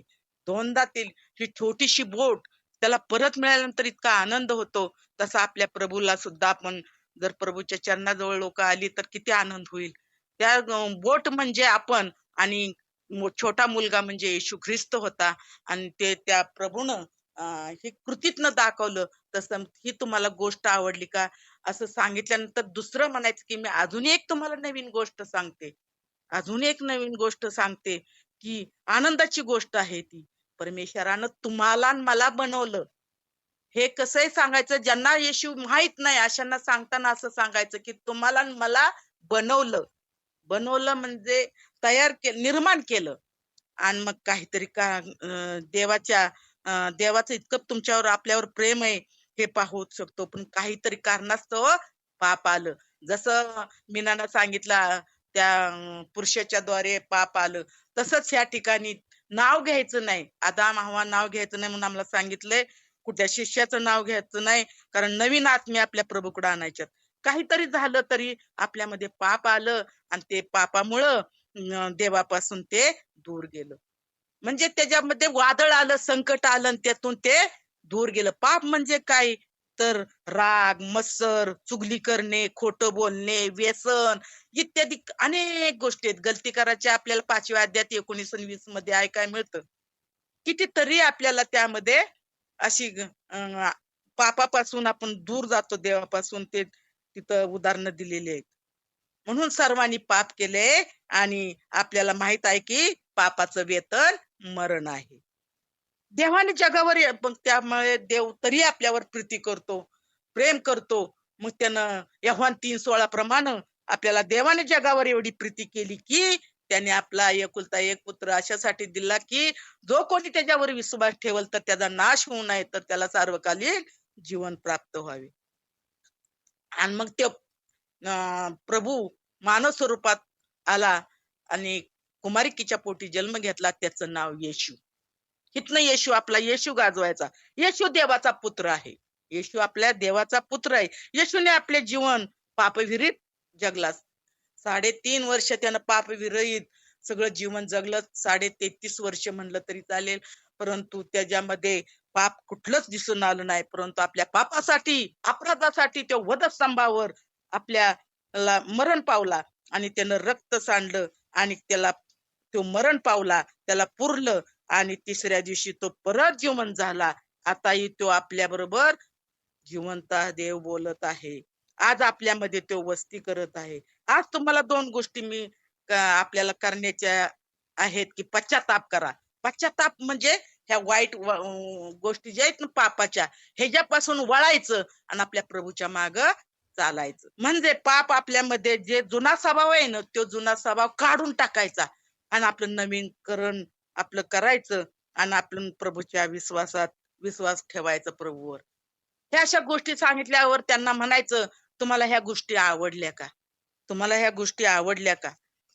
त्यांना विचारणा केल्यानंतर त्यांना म्हणायचं, ह्या प्रभूच्या हातात हात द्यायला तुम्हाला आवडेल का? त्यांच्याकडून एक एक गोष्ट काढून घ्यायची. मग त्यांच्या मनामध्ये प्रभूच भरणार, प्रभूच त्यांचं मन बदलणार. आपण फक्त विश्वास ठेवायचा आहे. येशू हाच एक मार्ग आहे, मार्ग सत्य व जीवन मीच आहे असं तो सांगतो. जगण्याचं म्हणजे येशू हा जिवंत देव आहे. ते सांगितल्यानंतर त्यांना सांगायचं, तुम्ही पश्चाताप करा. पश्चाताप करून ह्या 2 गोष्टी, पश्चाताप आणि विश्वास, ह्या त्यांच्याकडून घटून घ्यायच्या. म्हणून तारणाची प्रार्थना करायची. तारणाची प्रार्थना करायची आणि म्हणायचं, प्रिय प्रभू ख्रिस्त, मी विश्वास ठेवते तुझ्यावर. तू देवाचा पुत्र आहेस. येशू, मी विश्वास ठेवते तू माझ्यासाठी क्रूसस्तंभावर मरण पावला. तू मरणातून जिवंत झाला आहेस. तू माझ्या अंतःकरणात ये. माझ्या अंतःकरणात ये. राहा. माझ्या सर्व पापांची क्षमा कर. तुझ्या रक्ताने मला स्वच्छ धुवून काढ. मी तुला हाक मारत आहे. आता माझा उद्धार कर. आता मी येशूच्या मालकीची आहे. आता मी येशूच्या मालकीची आहे. माझ्या अंतःकरणात जे माझ्यामध्ये मुखाने मी कबूल करते की जे पाप आहे ते मी कबूल करते, त्याची मला क्षमा कर. आमेन. ही तारणाची प्रार्थना म्हणून घेतल्यानंतर मग त्या लोकांना विचारायचं, तुमच्या काय समस्या आहेत, तुमच्या काय अडचणी आहेत, तुमच्यामध्ये काय दुःख आहेत, सांगा मला, मी तुमच्यावर प्रार्थना करते. मग त्यांच्यावर, आणि जेव्हा आपण तारणाची प्रार्थना त्यांच्याकडून करून घेतो तेव्हा आपले डोळे उघडे ठेवायचे आणि त्यांना डोळे झाकाय सांगायचे. की सगळेजण अंतःकरणापासून प्रभूला हाक मारतात का हे पाहायचं. परंतु आपण जेव्हा त्यांच्या समस्यासाठी प्रार्थना करतो तेव्हा त्यांनी ना आपण डोळे झाकायचे आणि प्रार्थना करायची. मग वेगवेगळे कारण सांगतील त्याच्यावर आपण प्रार्थना आपण कशी करायची प्रभून आपल्याला सांगून दिलेले आहे. आपल्या जीवनामध्ये ती पेरणी केलेली आहे, अंतःकरणात पेरणी केलेली आहे. देव बाप्पा एवढ्या जर गोष्टी केल्या तर नवीन आत्मे आपल्या प्रभूकडं ह्या महिन्यामध्ये येणार आहेत आणि हे कामगिरी आपल्यावर सोपवलेले. पीक फार आहे पण काम करीत थोडके आहेत, बोलवलेले पुष्कळ आहेत पण निवडलेले थोडके आहेत. ह्या वचनाप्रमाणे आपण त्याच्या सानिध्यात नित्य नियमाने येऊया आणि कामाला लागूया आणि नवीन आत्मे आपल्या प्रभूच्या चरणाजवळ आणूया. शेवटच्या काळ आहे, प्रभूचं येणं जवळ आलेलं आहे आणि शेवटच्या न्याय निवडच्या वेळेस म्हणणार आहे की तुम्ही किती आत्मे माझ्याकडे आणले.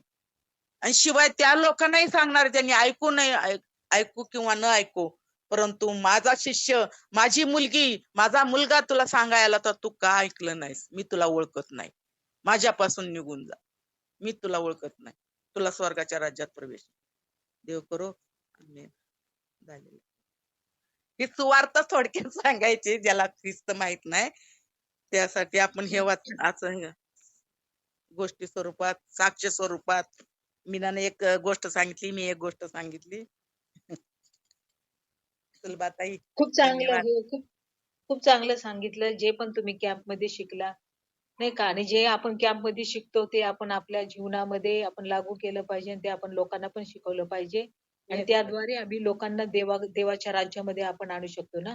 म्हणून होय. देवाचं वचन आहे की पीक फार आहे परंतु कामकरी थोडे आहे. जास्त पिकाच्या धनाने कामकरी पाठवावे म्हणून तुम्ही देवाकडे प्रार्थना करा. नाही का? देव आम्हाला पाठवतो पिकामध्ये, की जा आणि लोकांना तुम्ही देवाचं वचन सांगा. त्यांनी ऐको अगर न ऐको, त्यांनी विश्वास ठेवो अगर न ठेवो, स्वीकारो अगर न स्वीकारो, परंतु तुम्ही जा आणि तुम्ही त्यांना सांगा आणि देवाच्या राज्यामध्ये आणा. तर देवाने तुम्हाला निवडलेलं आहे. तुमच्या कॅम्पमध्ये पुष्कळ काय चांगल्या गोष्टी तुम्हाला सांगितल्या, तुम्ही ऐकल्या, स्वीकारल्या, विश्वास ठेवला आणि आता तुम्ही त्याप्रमाणे कार्य करत आहे. अनेक लोकांना देवाचं वचन सांगत आहे.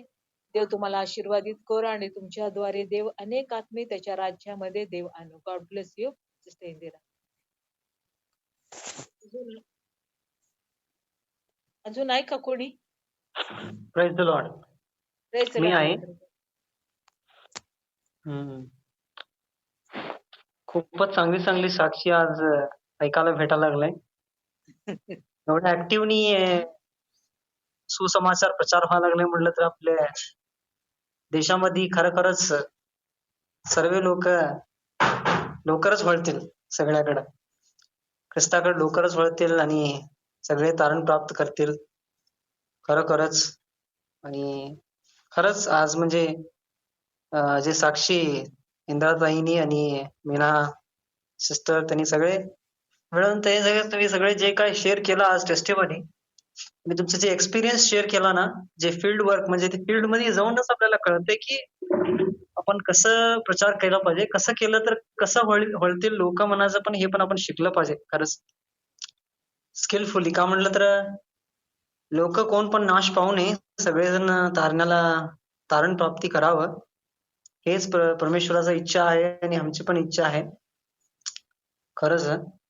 आणि काही म्हणजे छोटेचे छोटे प्रचारक त्यांच्याकडनं पण आपल्याला काहीतरी शिकायला भेटतंय की आपण कसं सुसमाचार प्रचार करायचं म्हणून. का म्हणलं तर सगळेजणच जे काय सगळ्यांकडनं जे काय आयडिया येतात ना, ते सगळ्यांकडनं आपण समजून घेऊन कलेक्ट करून घेऊन ते आपण आपला एक्सपिरियन्स करूनच आपण पाहू शकतो की कसं आपण सुसमाचार प्रचार केला तर कसं लोक वळतील आणि कसं आम्ही जास्तीत जादा लोकांना ख्रिस्तांकडे घेऊन येईल मनात पण कळून येत आहे.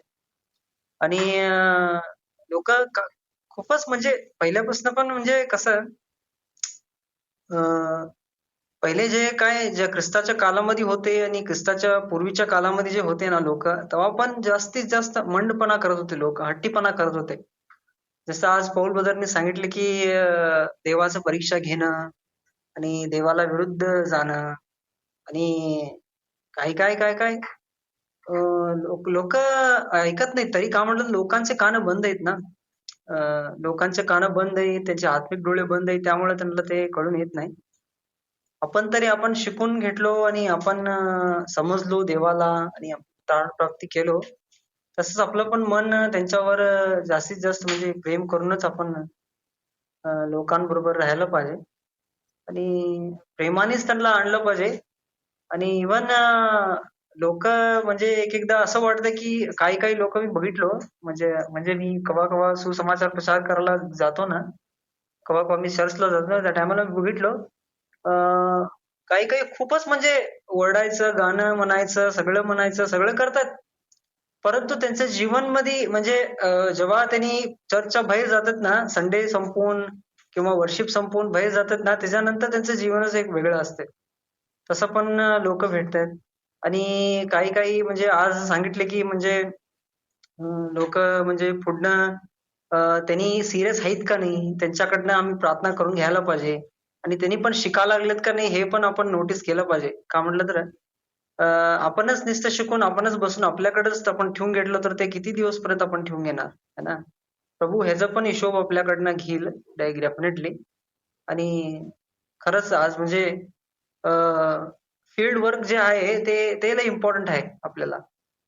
फील्डमध्ये जेवढं आपण फील्डमध्ये उतरून आपण समजून घ्यायला प्रयत्न करतो लोकांना, तेव्हाच आपल्याला कळून येईल की कसं आपण काम करायला पाहिजे म्हणायचं. खरंच पीक पीक जास्त आहे आणि कामगार कमी आहेत. त्यासाठी आम्ही प्रार्थना करायला लागलो सगळेजण मिळून आणि सगळेजण असंच मिळून आपण ख्रिस्ताचं राज्य स्थापित करूया जगावर डेफिनेटली. आणि अजून एक माझं पण म्हणजे माझे पण फॅमिली मेंबर्स आहेत इथेच गोवाकमध्येच आहेत सगळेजण आणि त्यांच्या पण तारणासाठी तुम्ही सगळेजण प्रार्थना करा. चव्हाण मेंबर्स म्हणून चव्हाण कुटुंब सहपरिवार त्यांचे सगळे सगळे मेंबर्स यायला पाहिजे, तारण प्राप्ती करायला पाहिजे म्हणून तुम्ही सगळेजण प्रार्थना करा म्हणून मी प्रार्थना विनंती ठेवतो तुम्हाला ह्या ह्याच्यामध्ये मीटिंग मध्ये. आणि लोक येणार, गॅरंटी येणार. का म्हटलं तर आपल्याला क्रिस्ताने आपल्याला निवडलंय म्हटलं तर त्यांनी यायलाच पाहिजे. का म्हटलं तर वचन सांगते की हर एक घुटना टेकेगा और हर एक जुबा अंगीकार करेगी येशू ही प्रभू है. खरोखरच. आणि डेफिनेटली आपलं कसं अंतरंग आपण बदलून घेतलो तसंच त्यांचं पण अंतरंग बदलण्याची सामर्थ्य परमेश्वराकडे आहे. आणि आपण सांगायचं एवढं काम करायचं. जसं की या सुलभा त्याने सांगितलं की आपण सांगायचं, आपण वचन द्यायचं. वचन काम करतं त्यांच्यामध्ये. का आम्ही दिलं, आम्ही पेरलेलं वचन कधी पण ते खाली जात नाही. आम्ही जेव्हा जे बी पेरतो ना, ते बी पेरलेलं वचन जे असतंय ना त्यांच्यामध्ये ते कधीतरी फुटून कधीतरी ते काय होतं म्हटलं तर त्याला अं, अं, ते झाड म्हणतंय आणि काय होतंय त्याला फल पण येतात, सगळं होतंय. आणि बघा एक जमिनीमध्ये आम्ही कोणतं तरी एक बीज पेरलो म्हटलं तर ते कधी उगून येते काय आपल्याला कळून येत नाही. ते डेफिनेटली येणार. डेफिनेटली आपल्याला समजतंय की काही काही किती लोक एक एक रक्षण मार्गाला येत नाही म्हणून, परंतु तेच व्यक्ती पुढे जाऊन काय करतो माहित आहे काय, सुवार्थ सांगण्याची ताकद सामर्थ्य त्याला थांबवण्याची परमेश्वराच्याकडे सामर्थ्य आहे. एवढं परमेश्वर महान आहे. आणि किती काही साक्षी मी बघितलो इंटरनेटवर आणि काही काही लोकांचं मी साक्षी ऐकलो जे मारहाणी करणारे लोक पण ख्रिस्ताकडे आलेले आहेत हे पण बघितलो. आणि जास्तीत जास्त आपण लक्ष आपण दिलं पाहिजे की छोटे छोटे गोष्टी पण लई मायने ठेवतात आपल्याला की आपण कसं म्हणजे केलं तर कसं त्राण प्राप्ती होईल लोकांना म्हणायचं. का म्हणजे आमचं मिशन हेच आहे आणि ख्रिस्ताने आपल्याला हेच काम सोपवलेलं आहे आणि हेच काम आपण कंटिन्यू करून आपण या जगामध्ये आपण राहून ख्रिस्ताकरता राहून आणि त्याच्यानंतर आपण वर जायचंच आहे. एक ना एक दिवस परमेश्वराकडे पोहोचून आपल्याला रिवॉर्ड प्राप्त करायचंच आहे. प्रार्थना करा तुम्ही पण सगळेजण. माझ्याकरता पण प्रार्थना करा. पुढचं जे भविष्य आहे परमेश्वराने ठेवलेलं आहे ते पूर्ण होण्यासाठी. आणि तुमच्याकरता मी पण प्रार्थना करतो. आणि आमच्या सहपरिवार त्यांनी पण सगळेजण ख्रिस्तामध्ये येणार आणि प्रभू शिवणार, गॅरंटी शिवणार. सगळ्यांना शिवलं प्रभू. मी बघितलो, मी आज म्हणजे मी जेव्हा जेव्हा मी तिथं जाऊन येतो ना त्यांच्याकडं, तेव्हा परमेश्वर एकदा मी प्रार्थना करून जाऊन येतो ना, प्रार्थना करून कोणचं पण गोष्टी आपण करायला चाललो म्हणलं तर ते प्रार्थनेशिवाय आपण कोणचं पण स्टेप ठेवू नये पुढं. मी हेच एक्सपिरियन्स केलो की प्रार्थनेच्या पहिले कोणचं पण स्टेप आपण घेऊ नये. प्रार्थना करूनच त्यांच्याकडे आपण गेलो म्हणलं की ऑटोमॅटिक ते प्रार्थना पण परमेश्वर ऐकतंय आणि जेव्हा आम्ही त्यांना जाऊन वचन सांगतो का नाही, ते वचन काय होते म्हणलं तर त्यांच्या आत्म्यामध्ये ते कार्य करते आणि त्यांना वळवते. तसं मी पाहिलेलं आहे आणि आता मी पाहत पण आहे. हेच माझी साक्षी आहे. धन्यवाद करतो आज हे मीटिंग मध्ये मला बोलायला अपॉर्च्युनिटी दिल्याबद्दल. धन्यवाद brothers and sisters. Thank you. Thank you brother Anand. तुमचा जो पण एक्सपिरियन्स सांगितलाय तुम्ही, आणि खरोखर आहे की जे आपण जे बी पेरलेलं असतं तर ते कधी कधी लगेचच उगवतं असं नाही, तर त्याला थोडासा वेळ पण लागतो ना. आपण जे बी पेरलेलं असतं त्याला काही दिवसांनी ते उगवतं आणि त्याला फळ येस, येतं. तुम्ही येस, पण येस. सांगितलं ना की तुम्ही पण फील्ड मध्ये काम करतात. इंदिराताई त्या पण फील्ड मध्ये काम करतात. सिस्टर मीना त्या पण फील्ड मध्ये जाऊन काम करतात. माझा पण एक्सपिरियन्स आहे बऱ्याच वर्ष फील्ड मध्ये. रोज फील्ड मध्ये जेव्हा आपण काम जातो, काम करतो, प्रत्येकाचा आपला वेगवेगळा एक्सपिरियन्स आहे ना फील्ड मध्ये वेगवेगळा.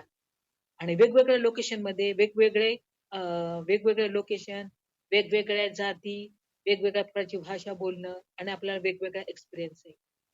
तर त्याप्रमाणे देव आपल्याला कृपा पण देतो. देव आपल्याला शब्द पुरवतो, की आपण कसं बोललं पाहिजे, काय बोललं पाहिजे, कोणाकडे गेलं पाहिजे, कशा रीतीने आपण बोललं पाहिजे. स्पेशली हा ख्रिसमसचा सीझन आहे ना, स्पेशली हा ख्रिसमसचा सीझन आहे. या ख्रिसमसच्या सीझन मध्ये जेव्हा आपण लोकांना सांगतो ना ख्रिसमसच्या बद्दल, नाताळाबद्दल, लोक खूप एक्साइट असतात. लोक खूप उत्साहित असतात ऐकण्यासाठी नेमकं काय ख्रिसमसच्या विषयात. आणि मला तर हा एक्सपिरियन्स आहे. मी कारण बऱ्याच वर्षापासून फील्डमध्ये जाते. बऱ्याच वेळा ज्या वेळी स्पेशली हा सीझनच आहे ख्रिसमसचा ना, की सुवार्ता प्रसाराचा. लोकं आनंदात असतात, ऐकतात, एक्साइट असतात खूप आनंदाच्या ख्रिसमसच्या विषयामध्ये ऐकायला. तर आपल्याला ही चांगली सुवर्ण संधी असते, की ख्रिसमसच्या दिवसामध्ये प्रभू येशूची आपल्याला सुवार्ता सांगणं. नाही का? प्रत्येकाचा वेगवेगळा हा एक्सपिरियन्स असतो. माझा रोज बऱ्याच वर्षापासूनचा हा माझा एक्सपिरियन्स आहे. प्रत्येकाला वेगवेगळा एक्सपिरियन्स आहे आणि देवाने आपल्याला याच्यासाठी निवडलं, बोलावलं. कारण की देवाच्या राज्यामध्ये आपण एकटे जाणार नाहीये. पुष्कळ लोकांना आपण घेऊन आपल्याला देवाच्या राज्यामध्ये जायचं आहे. नाही का? पुष्कळ लोकांना घेऊन आपल्याबरोबर देवाच्या राज्यामध्ये जायचंय. देवाकडून आपल्याला ऐकायचं आहे, शाब्बास, भला आणि विश्वासू दासा. तू थोडक्या गोष्टींविषयी तू विश्वासू राहिलास, येस, पुष्कळांवर येस, मी तुझी नेमणूक करेल. नाही का? येस. आणि बेस्ट टाइम. स्वर्गारोहण होताना प्रभू येशू ख्रिस्ताने ही प्रत्येक शिष्याला ही आज्ञा दिलेली आहे. प्रत्येक विश्वासणाऱ्याला आज्ञा दिलेली यास्तव संपूर्ण सृष्टीमध्ये जा आणि तुम्ही सुवार्तेची घोषणा करा. त्यास पित्याच्या, पुत्राच्या, पवित्र आत्म्याच्या नावाने बाप्तिस्मा द्या आणि जे मी तुम्हाला शिकवलेलं आहे त्याप्रमाणे करायला तुम्ही त्यांना शिकवा. नाही का? प्रत्येक विश्वासणाऱ्याला, प्रत्येक ज्याचं तारण झालेलं आहे, प्रत्येकाला ही देवाने आज्ञा दिलेल्या आहे आणि या आज्ञेचं पालन आपण केलं पाहिजे. आणि म्हणून आपण एकटेच आपल्याला स्वर्गामध्ये जायचं नाहीये. आपल्याला अनेक लोकांना शुभवर्तमान सांगून अनेक लोकांना आपल्याला स्वर्गाच्या राज्यामध्ये घेऊन जायचंय. God bless you Anand brother. तुमचा पण एक्सपिरियन्स तुम्ही शेअर केला त्यासाठी धन्यवाद. आणि may God use you mighty way for your kingdom and will pray for your family member and for your relatives also. God bless you. Thank you. Praise the Lord. माझी अजून एक छोटीशी साक्षी आहे. आज चर्चमध्ये 3 महिला आल्या होत्या ऊसतोडीच्या. त्यांना सुवार्ता सांगण्यासाठी देवबापाने कृपा पुरवली, शब्द पुरवले. देवबापा धन्यवाद. अजून एक मुलगी 22 वर्षाची होती, ती एकटी आली होती आणि चर्चमध्ये येऊन रडत बसली होती. चर्च सुटल्यानंतर आम्ही असं गप्पा मारत बसलो होतो. मग नंतर मी वैयक्तिक एकटी प्रार्थना करत बसलो होते चर्चमध्ये. देवबापाने मला सांगितलं की पवित्र आत्मा की तू तिच्याशी बोल जाऊन. मग तिच्याशी मी बोलले. मग तिला विचारलं, तुला काय झालं, तू काय रडतीस? आणि मग ती म्हणली, असं असं मी ऍडमिट होते हॉस्पिटलमध्ये, मला टीबी आजार झालाय.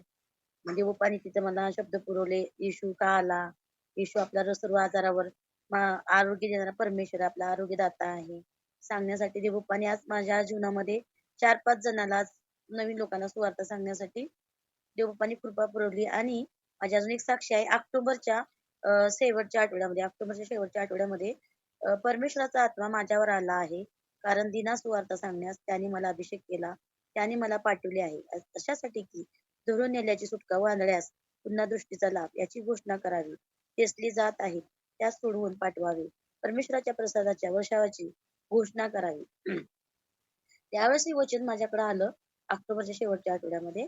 आणि नंतर अशा काही जीवनामध्ये थोडस काही गोष्टी वादळ आल्या. पण जेव्हा सैतानाला काही गोष्टी आपण देवाच्या सान्निध्यात राहिलो, देवासोबत जेवढं आपण जवळ जायचं करतो तेवढं ते लांब करायची काही गोष्टी आपल्या जीवनामध्ये आणत असते. पण मी त्यावेळेस त्या गोष्टी समजू शकले नाही आणि असं मी दुपारचं झोपले होते. तर मला असं दुपारी एकदम झोपल्या ठिकाणी असं खूप म्हणजे लोक रडलेले केलेले असं म्हणजे देव मला दाखवत होतं. आणि दुःखामध्ये आहेत आणि लहान लहान बाळ.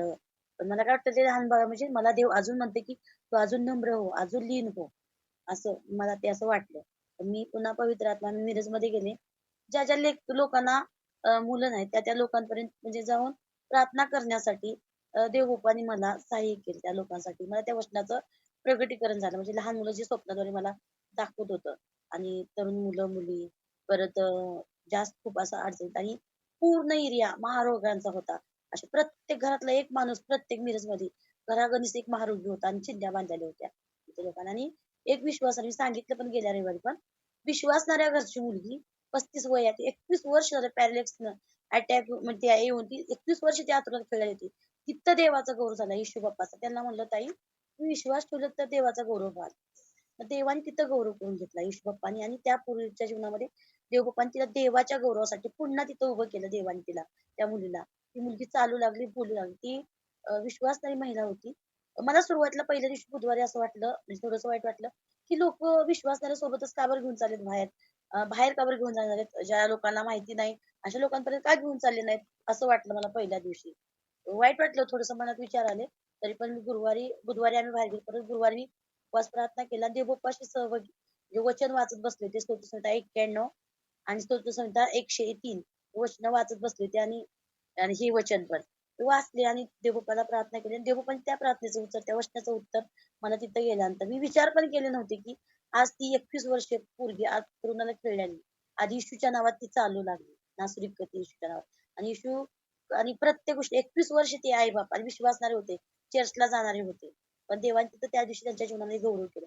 प्रत्येक गोष्टीसाठी देवाने वेळ आणि समय ठरलेला आहे. म्हणून खरंच आपण काही-काही गोष्टीसाठी प्रार्थना करत असतो. प्रार्थनेचं उत्तर नाही आल्यानंतर कधी-कधी आपण निराशामध्ये जात असतो. माझ्या पण जीवनामध्ये तसं होतंय. पण देवबाप्पा आपल्याला वचनाद्वारे खूप शिकवत असते. ग्रुपद्वारे शिकवत असते. म्हणून देवबाप्पाच्या नावाला मी कोटी-कोटी धन्यवाद देते. Amen. Praise the Lord. Thank you मीनाताई. God bless you.